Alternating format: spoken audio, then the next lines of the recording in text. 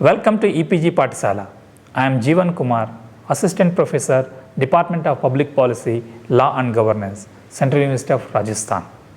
Today, we are going to learn about a concept in public administration called span of control in the course Public Administration and Introduction. The objectives of this module are to understand the meaning of the concept of span of control, to discuss the types of and factors of span of control, and to examine the Graicunas formula of span of control. The lesson is divided into the following. First, we will discuss the evolution of the concept of span of control and the meaning and definitions of span of control, types of span of control, delayering the process, factors affecting span of control, Graicunas formula, and advantages of span of control. Students, in the discipline of public administration, span of control is very important, though it has been considered to be a general principle in public administration. It is very controversial because it is argued that it provides a frame of reference than a general principle itself. However, the study of the concept of span of control is essential to understand how organizations work in the 21st century. Now let us look at the evolution. The concept of span of control was developed by Hamilton in the United Kingdom in 1922. What is the assumption behind the evolution? The assumption behind this evolution is that a superior or a boss cannot supervise more than a particular number of persons in an organization because the energies, time and costs that involved in supervision are very limited. Therefore, the span of control is essential.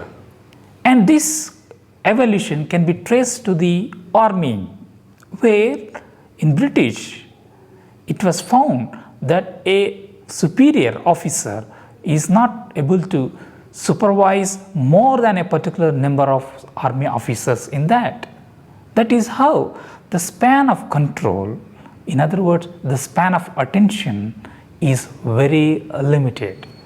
So from this evolution we see how many subordinates a superior can supervise given the framework of limited time and energy and attention. This supervision or span of control, in other words, is a span of attention of a superior over the subordinates. And in the process, the superior tends to develop certain relationships.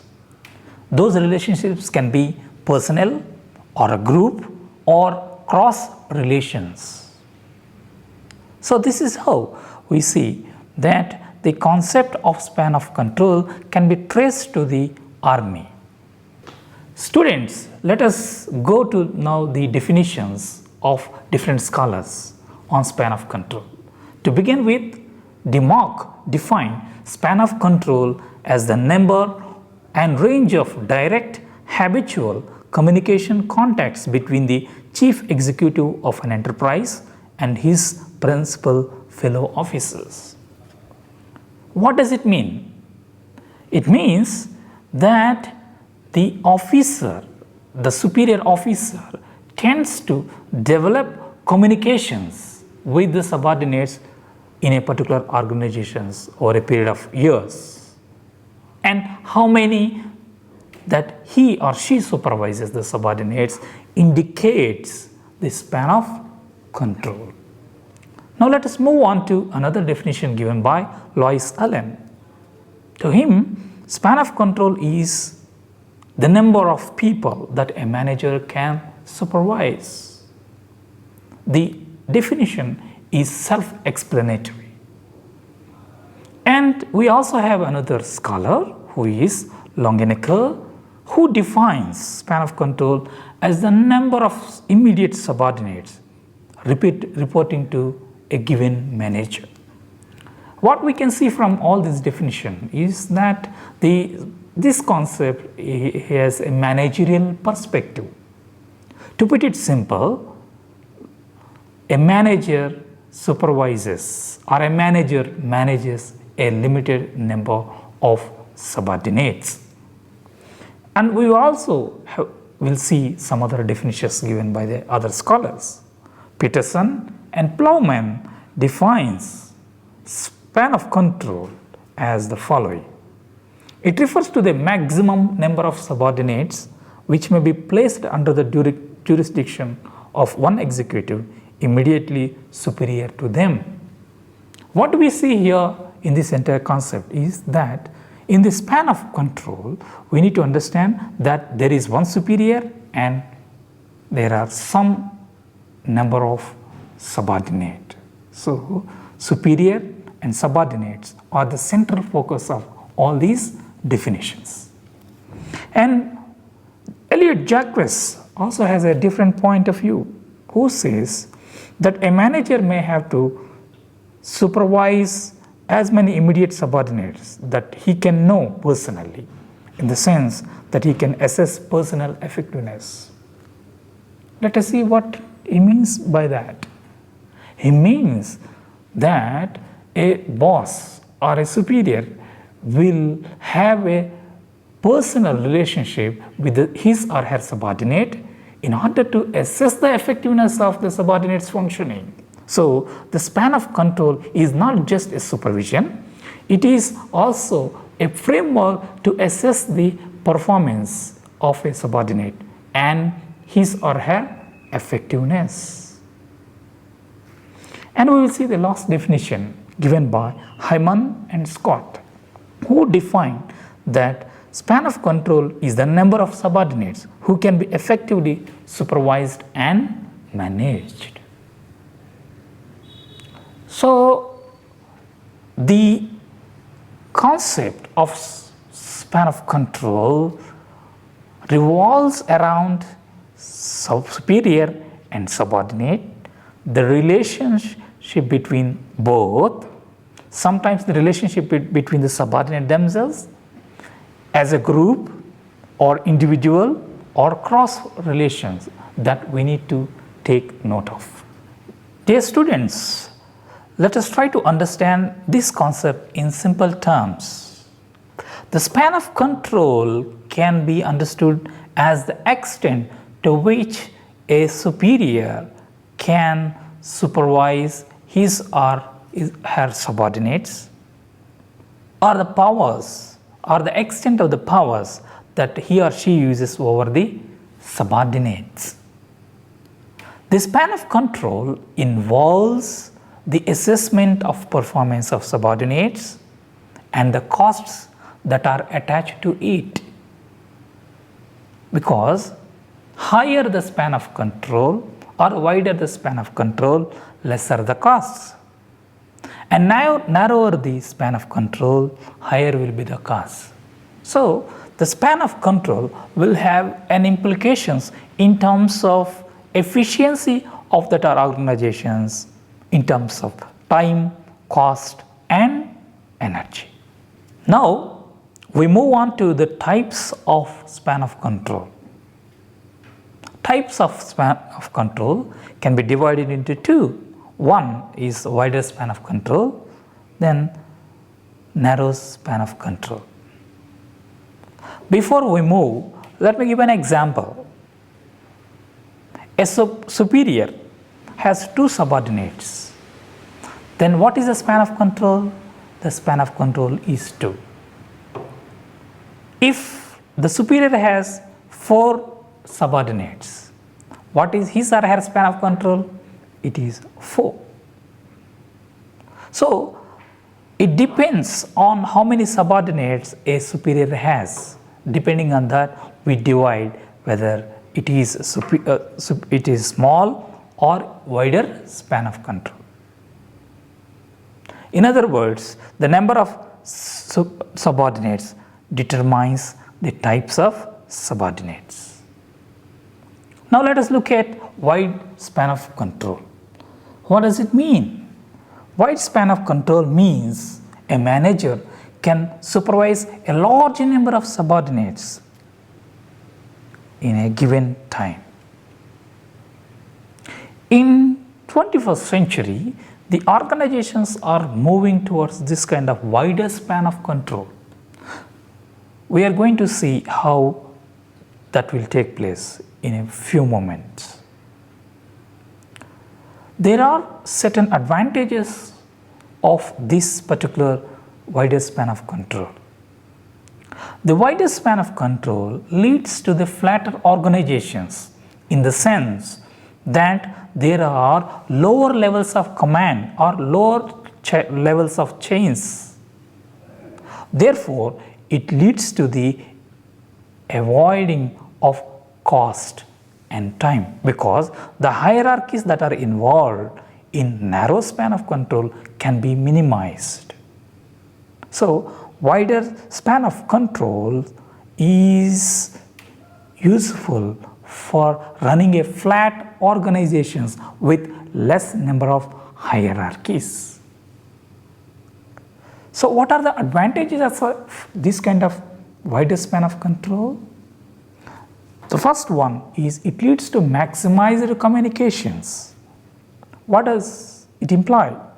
It implies that if a boss or a superior has large number of subordinates under him or her, then it is easy for him or her to communicate effectively to all these subordinates, because the command is coming from a single subordinates. The levels of the levels of hierarchy are few. So, the command goes very clearly to all the subordinates and it reaches very faster compared to the narrow span of control. The second advantage is it leads to a better supervision. How? It leads to a better supervision because the boss will have a direct contact with the subordinates in different ways by using internet, telephonic conversations, etc., etc. So, this is how it can lead to a flat organizations. There will not be any confusion over the channels of communications, because the unity of command is very clear in that particular organizations, because the boss is clearly identified. The subordinates know from where the communication is coming. As a result, what happens? It leads to better coordination, because all the subordinates are with that particular superior. So, it is easy to coordinate among them. This kind of supervision or span of control is useful when the organizations are long established. Imagine a university has been established for about 25 years and it is well established in terms of the procedures and processes. Therefore, every subordinate knows what he or she has to perform, and with lesser number of the managers, whether it is higher managers or middle managers, the lower rungs of administrators know what they have to perform in the organizations. So, when routine tasks, jobs are involved, wider span of control is possible. And it also leads to have a prompt and quick response from the employees to a particular situations or a particular command from the managers or the superiors. In the whole process, what will happen to the cost and time in running the particular organization is this: it leads to the lower overhead costs of running the particular organizations. The wider span of control also leads to the responding to the environmental changes. How? As I discussed earlier, in the flat organizations, due to wider span of control, the command coming from the superiors is easier. Therefore, the subordinates are communicated very clearly about the decisions that are taken at the top level. In case the organization needs to respond in emergencies and the changes that are taking place at global or national levels, it is easier for the organization to adapt to those environmental changes and cope up with the challenges that are coming, because the levels of bureaucracy will be few compared to the span of control. Then there is also another advantage, is that the supervision of the subordinate becomes easier when we have a people who are very competent in that particular organizations, and when lower supervision is required, because then organization is well settled and lower supervision is required compared to the newly established organizations. These are some of the advantages of having a wider span of control. Now let us look at the second type of the span of control, that is narrow span of control.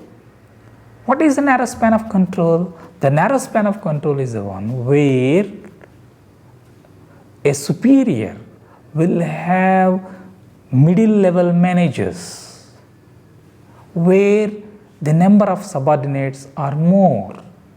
Compared to the wider span of control, here we have large number of hierarchies, large number of layers of administration, because at each level you need somebody who can supervise.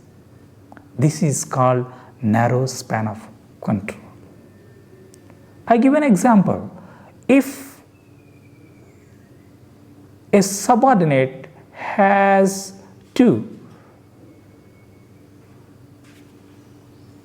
managers and that 2 manager has 5 managers, like that, if you keep on going, then the command levels are increasing, because a single person, a superior, cannot supervise large number of subordinates like in the wider span of control.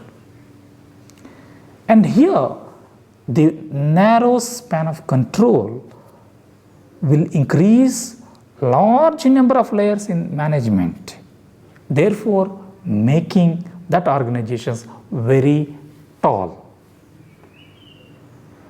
Unlike in wide span of control, which is conducive to the flat organizations, here in the narrow span of control you have taller organizations.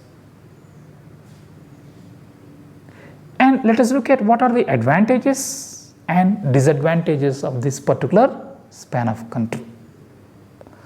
The first advantage comes with specialization. As the narrow span of control allows a close supervision, it is possible for achieving the perfection at the work, and specialization is possible with that. When the tasks are very difficult to be performed, we need a closer supervision, in other words narrow span of control, where tight supervision is required. Narrow span of control is useful. And there are also certain disadvantages with this kind of control. What are they? It's very difficult to achieve coordination, because the moment a superior releases an order or give a command, it takes long time to reach to the subordinates. So therefore, coordinating all the subordinates is very difficult. In the process, the communication may be distorted. Unlike in wide span of control, reaching the communication or sending the communication becomes difficult. And there will be a lot of communication gaps between the superior and subordinates. Sometimes it may also lead to confusion among the subordinates also. And more importantly, it may lead to the overhead cost of running an organization, because you have large number of employees who carry communication from one level to another, from top to middle to lower levels. And this kind of supervision will not allow to adopt an organization to the changes that are taking place in the environment in terms of administrative responses. Why?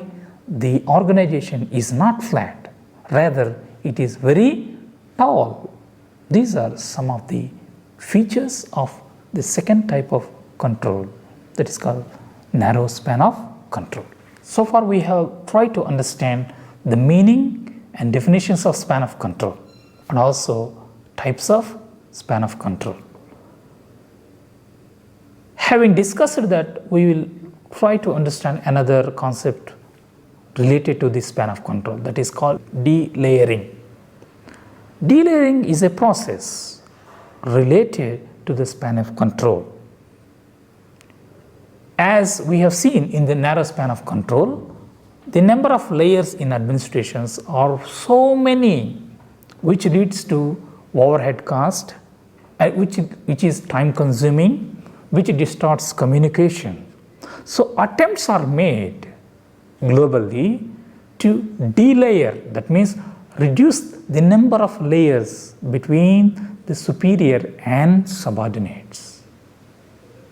Particularly the focus is laid on reducing the middle level managers. This process is called delayering, because delayering helps to improve the communication between superior and subordinate. It also saves time and cost. Now we will try to understand what are the factors that affect span of control. The span of control are affected by the following. The first one is ability of the subordinates. When the subordinates are in a position to understand their work and their roles, it is easy to have wider span of control. And the second one is the degree of delegations. If subordinates are given more freedom to work, that is possible for a superior to have wider span of the control. And the third one is the capability of the supervisor.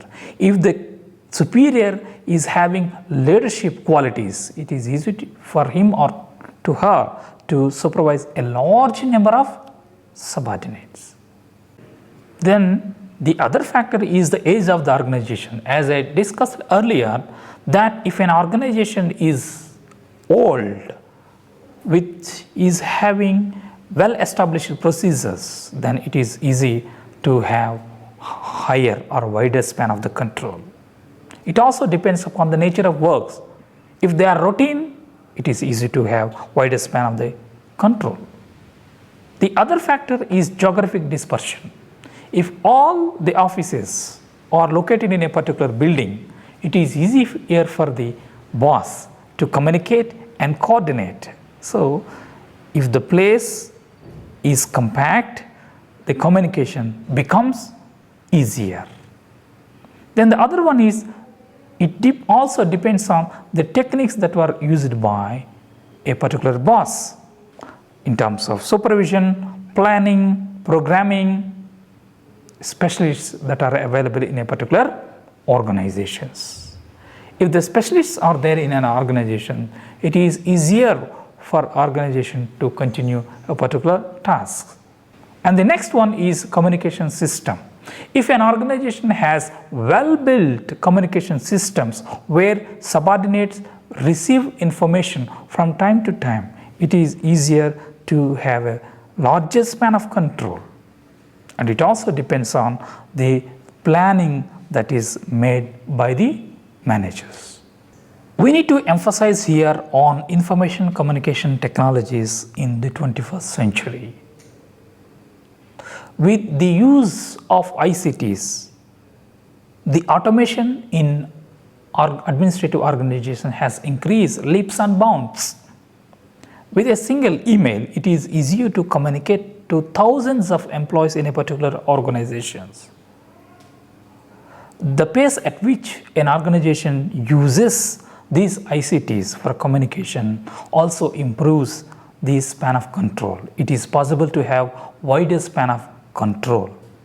This is in the Indian context. It was also tried way back in 1990s, where the ICTs have been given a lot of importance to improve administrative responses in terms of delivering goods and services. And in modern times also, we see that National E-Governance Plan also emphasizes using automation of services. And the last one also depends upon the level of manager. If the boss is higher in the organization, it is leading to a narrow span of control. Newman has proposed that it is better to have fewer number of subordinates in an organization to have an effective control. So this leads us to look at the formula that is proposed by Graicunas in subsequent discussion. Now we'll look at an important administration scholar and a management scholar, Graicunas, who proposed a formula to understand the number of subordinates and the number of superior that an organization should have. In other words, he tries to see what is the ideal number for an organization to have a superior and subordinates. How many a superior can supervise at a point of time? He analyzed it in terms of mathematical formulas that we are going to see. And his formula is this. In an organization, as the number of subordinates increases arithmetically, the number of relationships increase geometrically. Having seen the formula proposed by Graicunas, let us see how it works with reference to examples. Look at the picture and we see here there are three kinds of relationship that are emerging. If M is superior, S1 and S2 are subordinates. What are the possible relationships here? Direct single relationship, direct group relationship, and cross relationship. Let me explain here what is the direct single relationship. The direct single relationship here is M with S1, M with S2. This is a direct relationship between the superior and subordinates. And the second type of relationship is direct group relationship. What is it that? M will have a relationship with S1 in the presence of S2, and also M will have a relationship with S2 in the presence of S1. This is what is called direct group relationship. Students, we need to pay little attention to this third kind of relationship that is called cross relationship. Look at the diagram. In the picture, we see M is a superior, S1, S2, S3 or his or her subordinates. In this kind of relationship, we have relationship between the subordinates and also relationship between subordinates and the superior. So this is called cross relationship. For example, S1 S2 or S1 S3, S2 S3, S1 S3, like this. You keep on increasing here. So according to the formula that is proposed here, Graicuna came up with a formula that is called Graicunas formula of span of control. See the picture. The formula is this: R is equal to N 2N by 2 plus N minus 1. Here R refers to the total number of relationships and N refers to the number of subordinates who are reporting directly to the superior. Let us apply it for our understanding. If number of subordinates are 3, the possible relationship that we are going to have are 18. And if it is 4, they are going to be 44. If it is 5, then 100 relationship. If it is 6, the relationships are 223. It goes on like that.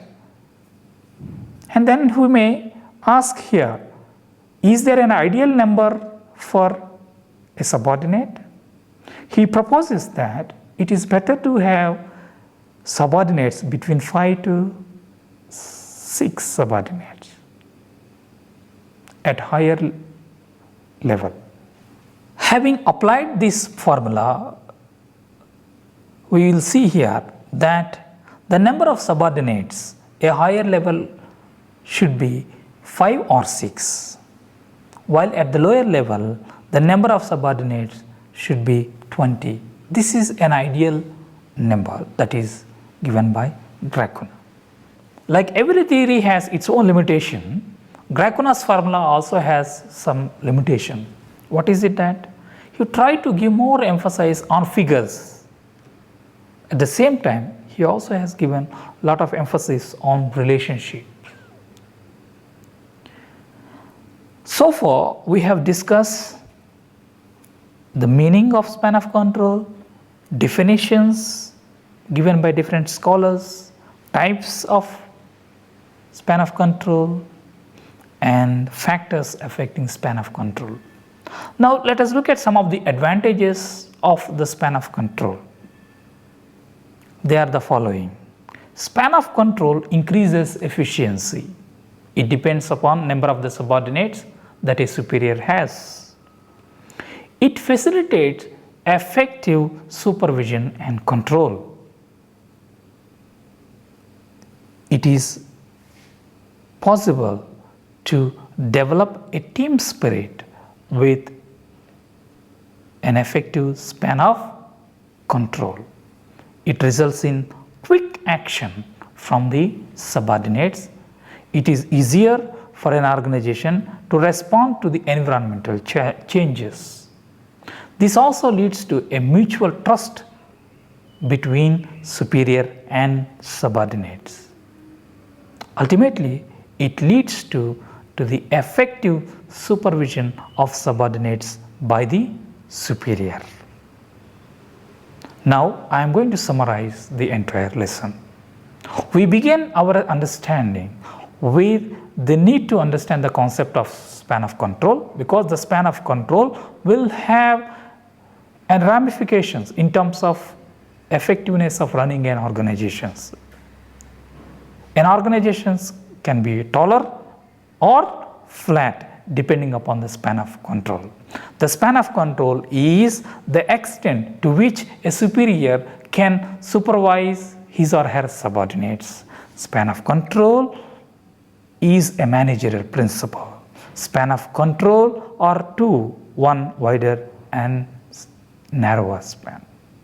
And the factors that are affecting it are the communication system, nature of the work, and nature of the leadership, etc., etc. And we also have seen the formula proposed by Graicunas by using mathematical formulas. He tried to come up with the ideal number of the subordinates at both higher level and the lower level. I hope you understood the lesson. For further details, you look at the text and also web resources. Thank you.